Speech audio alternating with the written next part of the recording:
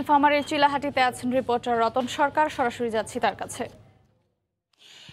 আসলে আরও 2 বছর আগেই কিন্তু এই চিলাহাটি যে স্থলবন্দর রয়েছে সেটি কিন্তু অনেক বেশি কর্মমুখর হয়ে উঠতে পারত, কিন্তু করোনার কারণে কিন্তু এই প্রক্রিয়াটি যে ভারতের সঙ্গে নতুন করে রেলপথ চালুর যে বিষয়টি, এটি কিন্তু করোনার কারণে পিছিয়ে গেছে। আমরা এই মুহূর্তে দেখছি আমার পেছনে একটি ট্রেন দাঁড়িয়ে আছে, পণ্যবাহী ট্রেন। এটি কিন্তু ভারত থেকে এসেছে। কিছুক্ষণ আগে একটি লোকোমোটিভ ইঞ্জিন, এখানে 43 যে কোচ, আপনার এখানে পাথরবাহী কোচ রেখে চলে গেছে লোকোমোটিভ ইঞ্জিনটি। এই পাথরগুলো কিন্তু দেশের বিভিন্ন স্থানে এই রেল লাইন, এই রেলপথ ধরেই কিন্তু পৌঁছে যাবে। একই সঙ্গে আসলে যাত্রীবাহী ট্রেন চলাচলের কথা ছিল সেই 2 বছর আগেই, কিন্তু করোনার কারণে সেটি আর হয়ে ওঠেনি, যেটি আগামী 1 জুন থেকে শুরু হচ্ছে। যে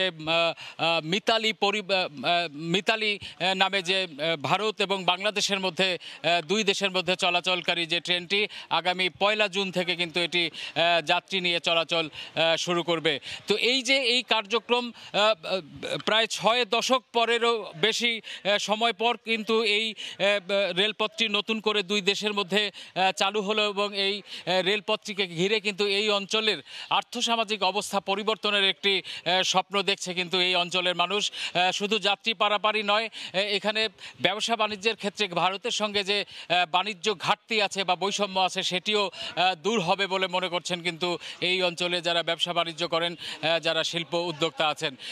এইভাবে এই কেন্দ্রটিকে ভবিষ্যতে স্থলবন্দর হিসেবে ঘোষণা দেয়া আছে, এবং সেই অবকাঠামোগুলো খুব শিগগিরই চালু হয়ে গেলে কিন্তু এই পুরো অঞ্চলটি একটি অর্থনৈতিক প্রাণচাঞ্চল্য সৃষ্টি হবে, এবং এখানে অসংখ্য মানুষের কর্মসংস্থান সৃষ্টি হবে, পাশাপাশি অসংখ্য বিনিয়োগ কিন্তু এখানে আকৃষ্ট হবে।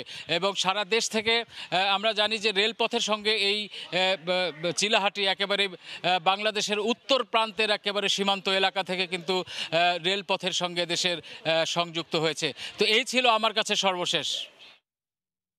এতক্ষণ সরাসরি যুক্ত ছিলাম নীলফামারীর চিলাহাটিতে।